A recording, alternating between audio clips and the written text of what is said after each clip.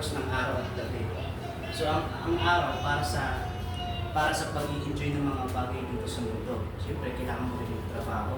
Ang gabi naman, ang design ng gabi is para sa kapahingahan. Kaya tayo natutulog. Pero yung tulog na tinutukoy na parang tapos ng kamatayan, yun na yung katamaran na tinutukoy doon. Ayun na nga yung lagi kang tulog ng tulog. Pag tulog ka ng tulog, yun ang tinutukoy mo na hindi na tama. Pero pag sa Bible verse yan.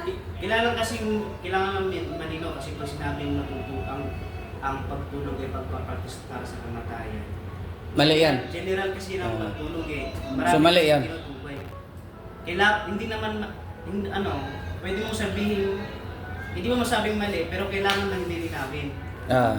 Kailangan nang lilinawin para pag sinabing tulog, pagpapahinga. Pero pag tulog talaga ng tulog at wala namang ibang ginagawa, puro tulog, yun na yung sinasabi ng pagpractice na para sa paghiga mo sa kamatayan.